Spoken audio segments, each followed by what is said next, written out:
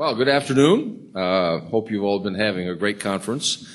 I got a call, just yesterday morning, day before, from Antonio Sanchez, who wanted to be with you. So he sends his regrets. There was a family kind of emergency situation he had to deal with. So I'm just delighted to be substituting for Antonio. The Lieutenant Governor's office is a terrific office. We have a good relationship with him, and we share a lot of the similar goals.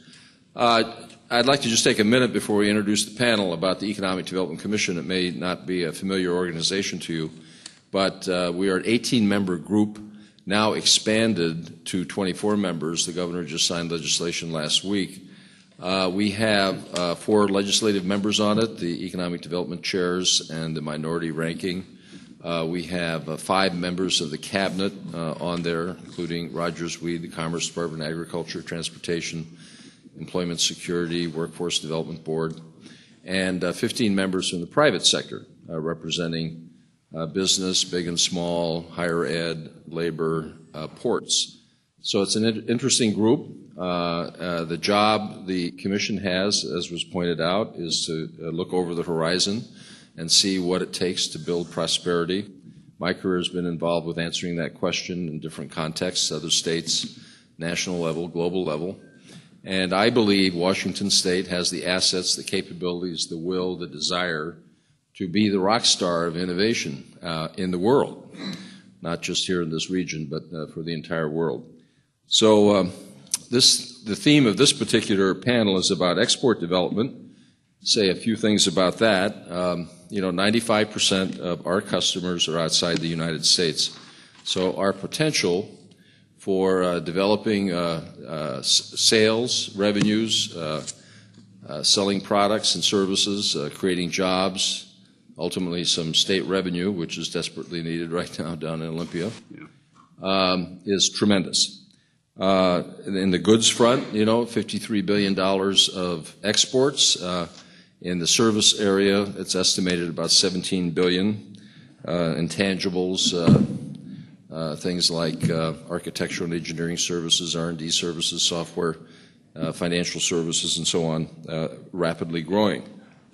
The governor, as you know, has announced a 6-point export development program. There are 8,000 companies that currently export in the state. She's aiming to get 10,500 companies exporting. That means a lot of new to export companies. And to increase our goods exports up to $100 billion, some 35% increase over where we are today. At the present time, our commission is developing a paper looking down a stream about what we need to do to ensure our export competitiveness. And we have 4 or 5 recommendations we're working through. One deals with infrastructure development so that our ports can be competitive against our growing competition from Canada, Panama Canal, our traditional competitors, Los Angeles and so on. Very, very important. Certain highway projects get completed, which I think you're familiar with. Rail projects get completed. We need to look to our airport capacity. More and more stuff is moving by air cargo. The second area that is very important is that we get better market intelligence about our opportunities. We'd like to organize that market intelligence, at least the Commission would like to see it organized around what we call competitive clusters, innovation clusters. Our Commission is involved in establishing what are called innovation partnership zones across the state. These are emerging innovation areas which have tremendous potential in the global marketplace. So we'd like to see better information flow into these clusters so that they have the benefit of that information so they can develop better marketing strategies. Third area is to get the right information sharing going with the federal government. We really don't know what we're doing in the service export area, and so we need to get access to better information at the federal level. The governor's engaged in a memorandum of understanding with the federal government to work with international trade administrations, statistical agencies, be a closer collaboration relationship.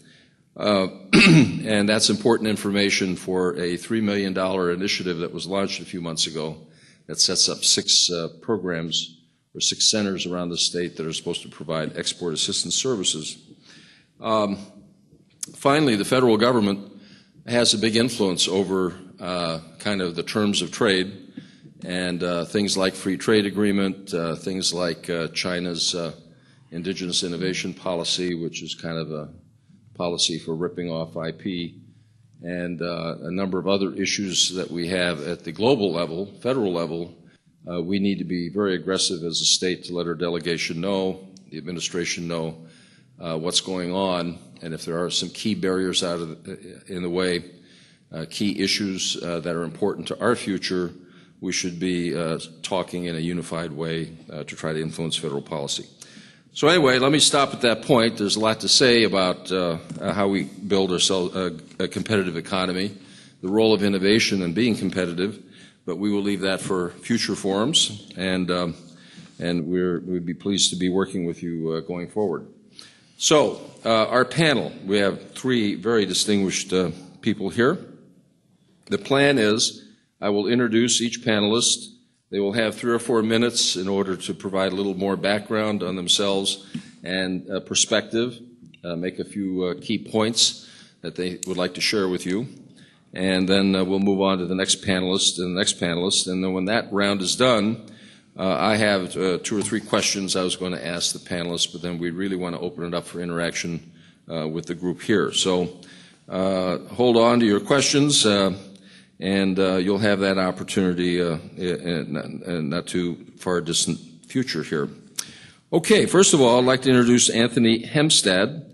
Anthony became president of the World Trade Center Tacoma in March 2009, and since then, the group's membership has more than tripled. That's good work. He has worked or studied in Europe, Asia, Latin America, and the Middle East.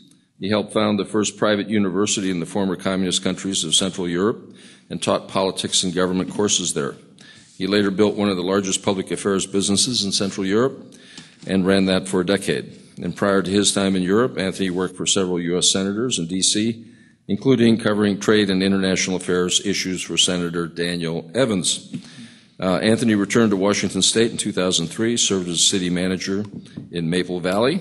Prior to joining the World Trade Center, he holds degrees from the universities of Puget Sound, London, and Chicago. Anthony? Great. Thank you, Eagles. And congratulations also to the Auburn Area Chamber of Commerce for putting this great event on today. No, it's a good turnout. And the overall title of this is Where Do I Begin? For international trade. And certainly you're beginning at the right place by coming to something like this and gathering information. As you continue to gather information, I want to tell you just briefly about the World Trade Center Association and the World Trade Center Tacoma. Most of you, I'm sure all of you have heard of the World Trade Center because of 9/11 and the attack on the Twin Towers in New York. That World Trade Center, well, many people think that was a standalone real estate at the World Trade Center in New York. That was actually the headquarters of the World Trade Center Association. There are 330 World Trade Centers around the world. It's actually the largest global business network in the world. And here in Auburn, we are, I think, quite lucky to have the only full-service World Trade Center in the entire Northwest is just 15 miles down the road in Tacoma. And while it's called the World Trade Center Tacoma, that doesn't mean it only services Tacoma. It services the entire Northwest. And we are, why we exist is we are here to grow trade. And the network's tagline is prosperity through trade. We are true believers that trade does build prosperity, and we think that if you choose to deepen your business in international trade, that will be a great move for you. It can be daunting if you haven't been in trade before to take those first steps to investigate international markets, but really, in beginning, you need to know that you can do this. it isn't as daunting as it looks at first. Thousands of entrepreneurs like yourself have done it and diversified their markets and have definitely built their bottom lines by doing it. Right now, I think all of us are a little relieved that the economy is doing better in the United States right now. That we're predicting maybe 2.5% growth this year, which is great, much better than a decline or a contraction by 2 or 3%. But by diversifying into international markets, in markets like Brazil or Peru, maybe growing 6 or 7% a year, or China, which might be growing 9 to 11% per year, India similar. It's much easier to sell into expanding markets than in stagnant or contracting markets. And there will be many and growing opportunities around the world in the years to come and today.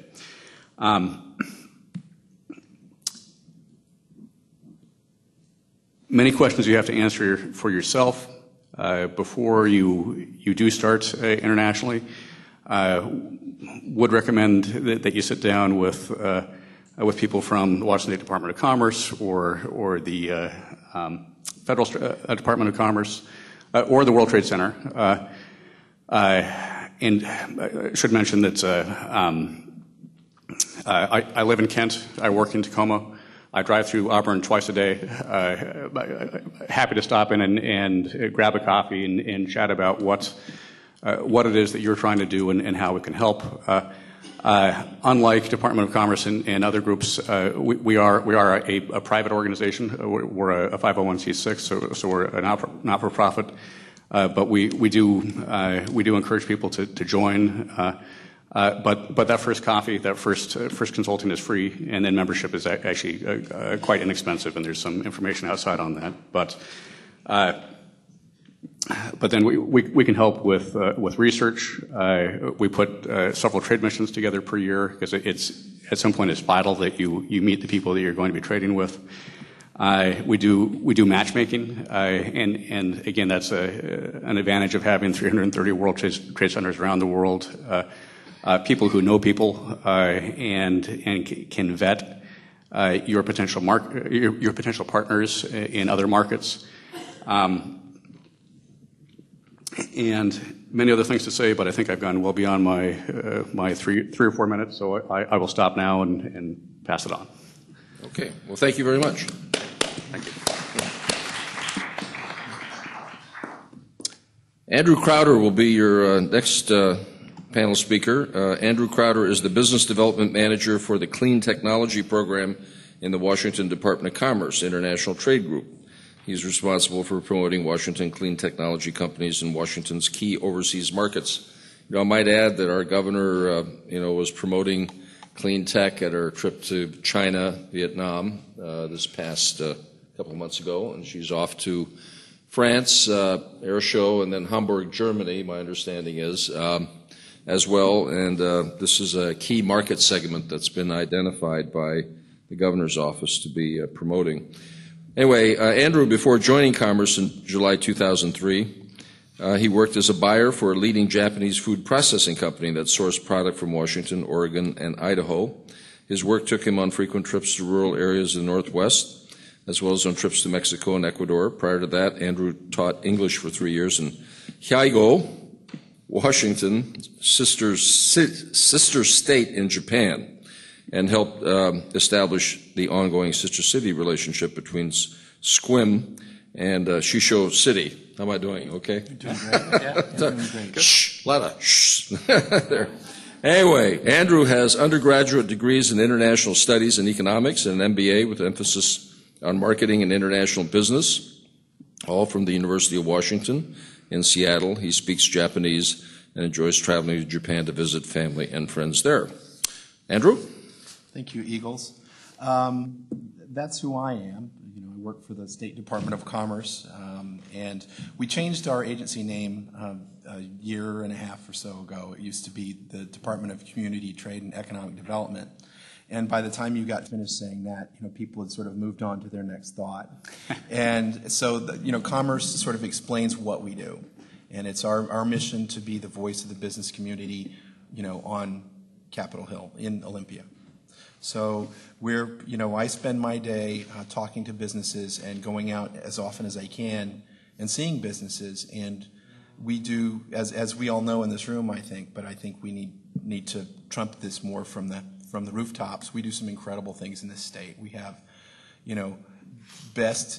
best in breed companies in almost every industrial area, from water filtration to wind power to aerospace to just a very, very broad range of industries.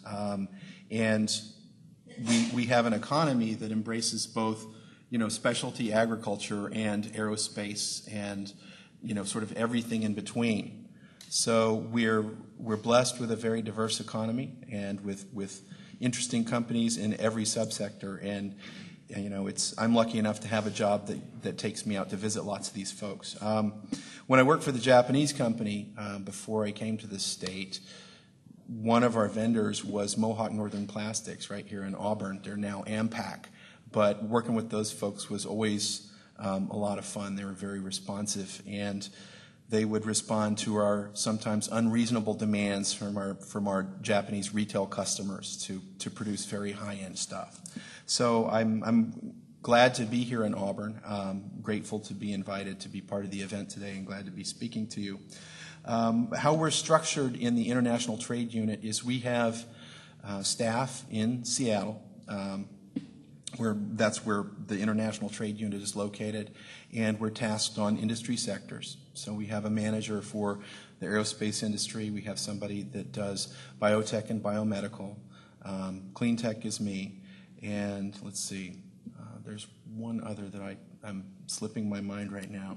Aerospace. Yeah, we said aerospace, right? Aerospace, clean tech, medical, and ICT, information and communications technologies.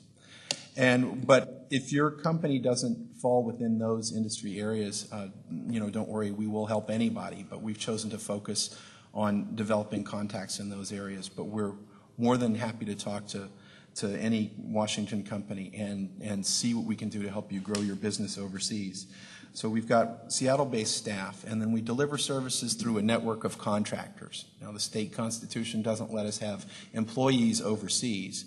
So what the state has done is identified business development firms that provide trade development services on behalf of Washington State.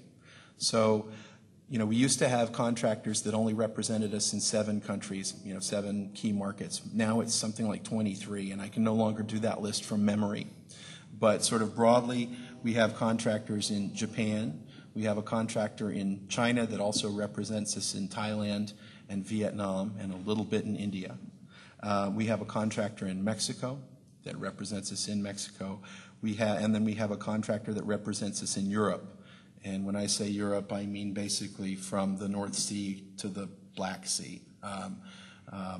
All the major economies of Europe and some of the older, even some of the old Soviet bloc republics. So if you think your business might take you to those areas, or even if it won't, give us a call, and we can either provide you with help or direct you to people who can. We try to give good value to the people of the state. Last year, we worked with over 700 different companies and responded to about 2,600 requests for service, information introductions, things like that. Our sweet spot really is in partner searches, where we can help you identify and qualify potential agents, distributors, JV partners. So if you tell us the kinds of companies you want to meet, our foreign contractors will go and not just pull something off the net, but they will identify companies and talk to them about your product and essentially hand you a set of warm leads that we will then expect you to follow up. Trade is, I want to encourage everybody here to get involved in it. There's sort of three broad commitments that you'll have to make. One is of will.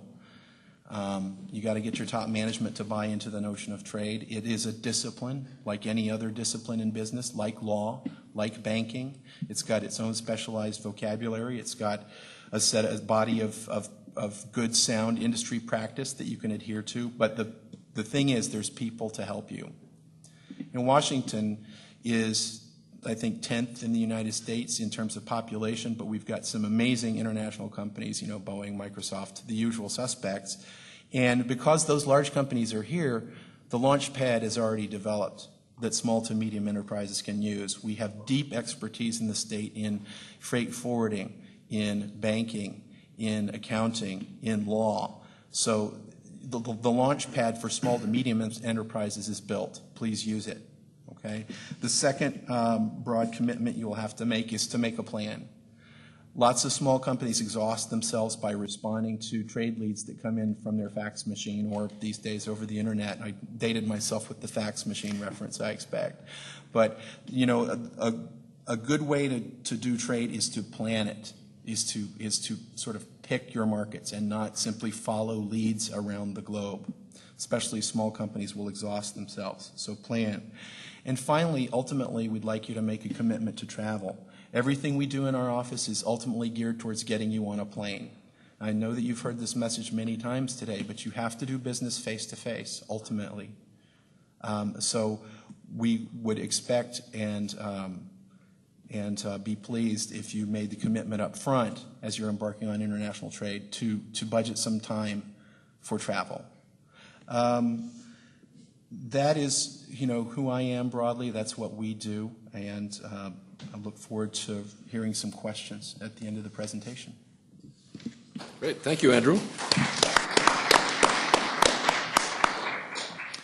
So our next panel speaker, Jimmy Liu, has recently joined the global banking group within Wells Fargo as a part of the global expansion plans of the bank. As the senior global banking consultant, he is responsible for the international business development for the Pacific Northwest Territory for Wells Fargo, which covers Washington, Oregon, Alaska, Idaho, Montana, and Wyoming. Prior to joining Wells Fargo as the head of multinationals for HSBC in Taiwan, Jimmy led a team of corporate bankers that was responsible for the inbound Fortune 500 business in Taiwan. He had spent 7 years with HSBC in Taiwan prior to returning to Seattle.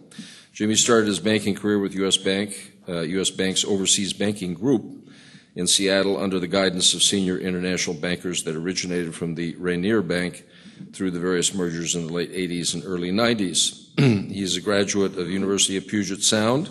He had spent 6.5 years with U.S. Bank before moving to Taiwan. Jimmy? Thank you.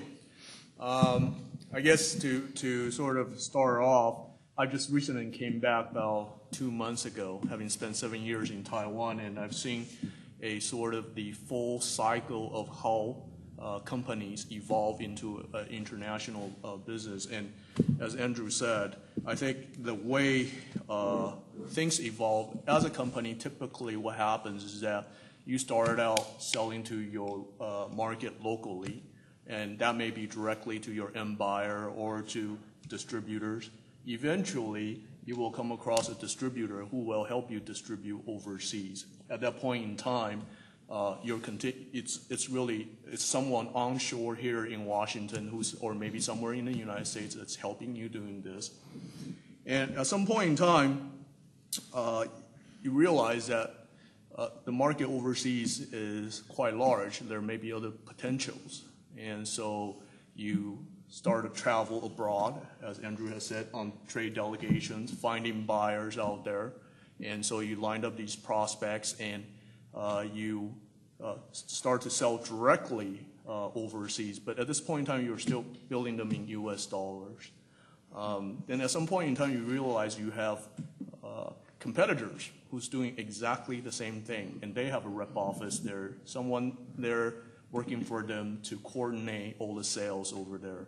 And so you started thinking about this similar type of setup. So you send someone abroad, one person there to coordinate all of your sales over there.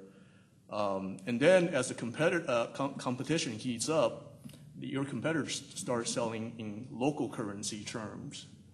Because as a buyer, if we're here buying something in the US, I'd rather pay US dollar than, say, a euro or some other different currency. So to get that edge, you decide to go overseas and set up a subsidiary so you can invoice out that subsidiary. And that's sort of the evolution of how company start selling overseas. Now, this is where the bank comes in.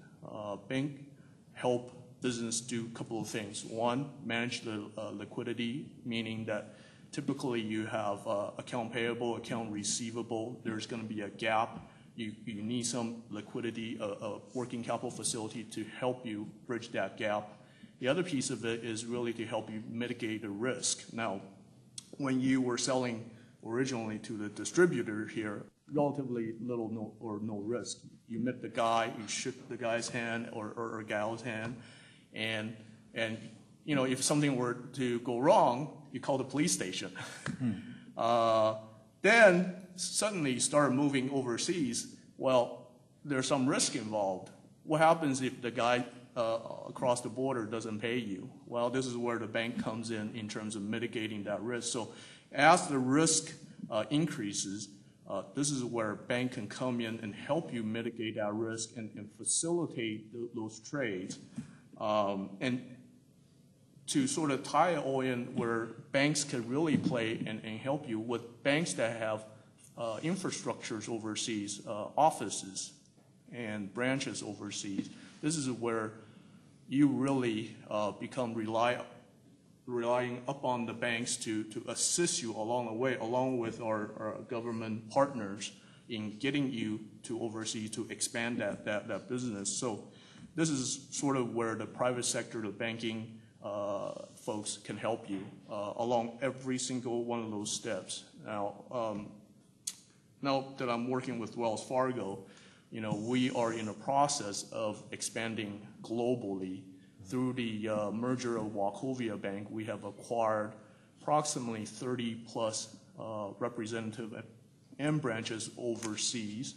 We're in the process of upgrading those representative offices into full service branches. And in that process, we are really in a position to help small business and medium-sized business to grow and assist them overseas. My mandate joining Wells Fargo really is to help our bank, our customers and prospects to facilitate this process evolution in terms of mitigating risk, in terms of finding liquidity solution for our customers and prospects. And so from that perspective, really you got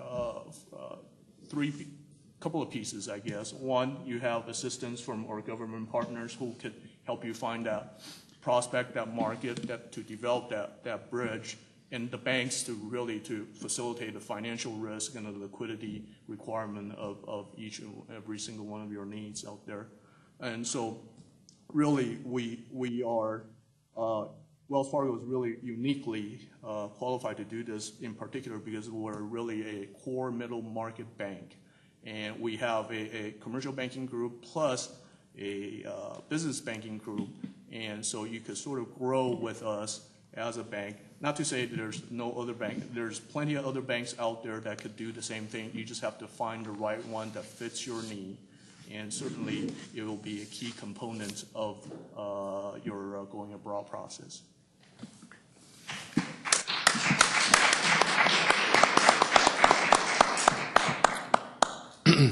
Okay, I get to ask a few questions. So, Anthony, you're relatively new president of the World Trade Center. There are many trade centers across the globe, Tacoma being one of them, obviously. Mm-hmm. So what are the benefits of being part of a global network of such centers, and what advantages does this network offer a potential exporter? Okay, great. Thank you, Eagles. There are many benefits to being part of a much bigger network, as Jamie was mentioning, with Wells Fargo being in many different markets, but with 330 offices in over 100 countries, the World Trade Center really is as widespread as you can really get. I just flew in actually late last night from a World Trade Center meeting, a North American regional meeting. where we're discussing various trade initiatives that the different World Trade Centers are doing. One of the more interesting things that's going on this week is basically a one-stop trade mission. Companies from all over the world are flying into one place for basically speed dating of meeting different companies. You're matched up ahead of time. There's like a Match.com that you go through. And then over 2 days, you have 14 different meetings with companies that have been set up ahead of time. You have half an hour sit across and you get to pitch each other. So you don't need the $60,000 display. You need a plane ticket and a place to sleep and a few brochures and a chance to talk. And especially for small to medium-sized enterprises, that's a great way to pre-select who you want to talk to and not have to go to 4 different countries, but go to one place. That's taking place this week. Obviously, that won't work for you right now, but there'll be another one in Brazil in October, and the World Trade Center Tacoma. We're actually taking a trade mission down to Colombia and Brazil this October to correspond with that. There'll be another one in India, in Mumbai, in next April. But there's usually 2 per year. Those are some of the things that we can do, but there are many advantages of working with a bigger network. So it is kind of a force multiplier for you when you want to investigate what is happening in the wider world. And again, would love to sit down and have a coffee and talk about where you would like to take your business and how either us or someone else might be able to help you maximize that opportunity. Thank you. Andrew, the Governor, Commerce Department wants Washington State companies to crack into new foreign markets, new to export, new to market, kinds of objectives. But there are a lot of countries out there, so how does a company go about choosing what region or what country to focus on? What's a good way to deciding where to put your marginal dollar when it comes to exporting? That's a good one. There's a couple of ways to do that. I think the first step is to talk to your forwarder and your banker.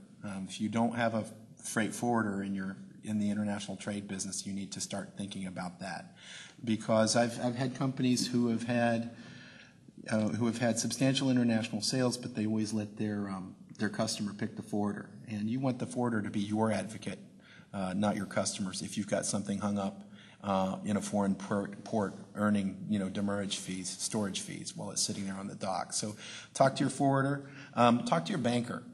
If I go logically through the steps in developing a foreign market, at the end I always put structure the deal. Make sure you get paid. Make sure that you know what instrument you're going to use to get paid, whether it's LC or some other method. But I would say talk to your banker first. So we've got Jimmy up here, and then my colleagues, Natalie Campbell and John Brislin, are here from the Export Finance Assistance Center. Their job is to help you mitigate trade payment risk. So Natalie's going to be moderating a panel, I think, later, and John spoke this morning, but could you guys put your hands up, please? Okay, so talk to your banker first about how to get paid, okay, and before you start even evaluating markets. But I had a company call me once, and they said they wanted to start trading with Colombia, and I said, great, what's your product? Tires. Well, why do you want to trade tires to Colombia? Well, I have a cousin there. Now, that is not a bad reason to want to trade somewhere. If you're going to trade across international distance, it's good to have a trusted partner on the other end. But what that misses is that may not be the best market for their tires to start out with. So, I would say don't start trading with the first company that comes in through your website or over your fax machine, but get your best people around a table. The CEO, production manager, marketing manager. If you're a small company, the CEO is wearing all those hats, right? But get your best 2 or 3 people around a table and look at a possible list of countries where you think you might like to do business. Then identify your key business drivers. Do you have intellectual property you need to protect? Or, what is the presence of your target demographic in the country you're aiming at? And there will be 3 or 4 of these drivers. And then rank the countries that you've picked. You've picked maybe Mexico, China, Canada, Brazil, Vietnam. Rank each of those countries with an arbitrary score for each one of those key business drivers of yours and total them up. That is we can talk about this. I'll talk about this broad methodology with any of you, sort of offline. But that is the beginning of your discussion. That is, you have to compare countries using the same variables, and you have to get different views from different people in your organization. That's not the end of your discussion. That's the beginning. And then ultimately we say a couple of things too. When we counsel clients, we say, pick one country first, build some success in that, and go ahead. Don't launch into 5 different markets at once. You'll exhaust yourself. Mm-hmm. But pick somewhere that's relatively easy to deal with and close, build some success there, and then go far foreign. Mm-hmm. That's one thing. And then another thing is do get expert help. Well, let's do a quick follow-up then. The state has 5 or 6 foreign offices, I believe. The state contractors. The state has 5 or 6 contractors that represent us in a total of 23 different markets, and our services are free of charge to Washington businesses. And the U.S. government, ITA, has economic officers around the world as well. That's right. So, given your perspective and experience, what kind of value can an exporter get from these overseas operations for the state or the federal government? Well, I mean, we've got a client that just went live with a power storage facility in China that they sort of signed the deal during the recent the governor's mission to China in last September, and that's looking like that's going to be a multi-million-dollar sale, but the amount is not disclosed yet. And we also offer confidentiality to our customers, so we can only tell their story if they say that it's okay to do that. Okay. But you can look at small deals, anything from, I've seen deals for companies going to trade shows, first-time sales from $5,000 ranging up to, multi-million-dollar deals. Okay, great. Jimmy, Wells Fargo. Big bank, global footprint, operates almost everywhere. So how does Wells Fargo go about facilitating trade relationships and particularly helping exporters enter markets or be more successful in markets? Well, I think a couple of things. It's always important to have someone on the ground over there who could provide us and the customers a on-the-ground intelligence. Also, there are different type of practices in every single different market, and it's important for you as an exporter to understand that. And there's a couple of ways. I think going to trade show is a very, very important way. Talking to your banker who have assets, boots on the ground is very important to get all the information you can because one of the things I discovered working overseas is in these emerging markets, regardless which industry you're in, there's always a trade show of some kind for your particular industry, always. Anything from comic books to plumbing to bicycle to whatever particular little thing, and you'd be surprised what you can find out there. So as Andrew said, pick a country, pick a market, pick an industry. Go out there, go to the trade show. That's the investment that you need to put in, is being there, talking to people. And it's a very efficient way of knowing that particular market. By going to a trade show, you immediately get exposed to all these different buyers and sellers that's within your industry.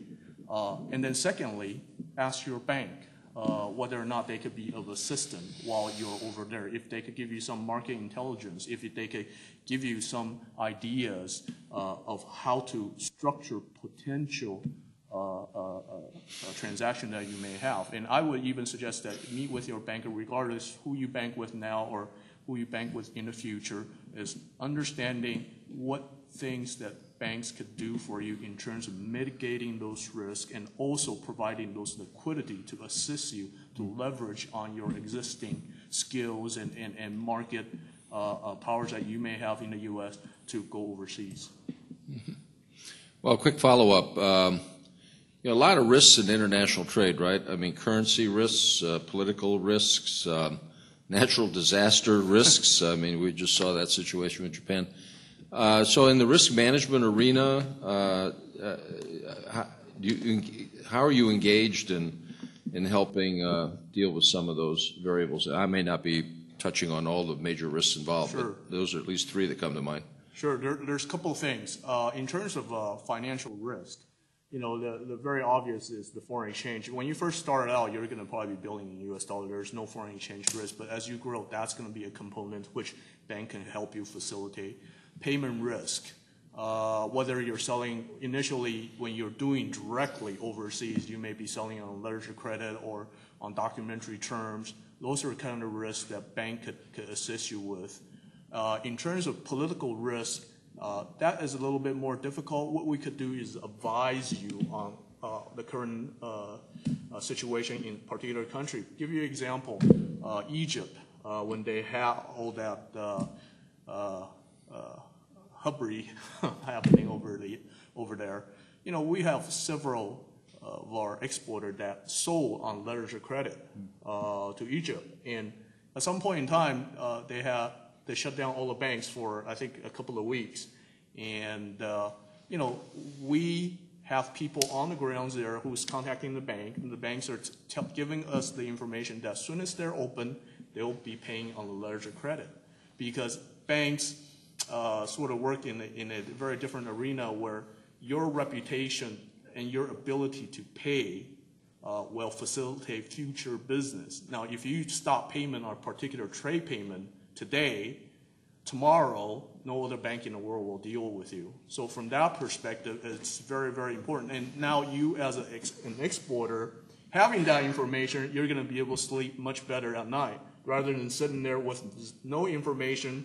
Your goods are on the ground in the port, and there's no money coming, and you got another shipment going to a different country, and you're hung up. You have no money working capital required to get your next shipment out to somewhere else.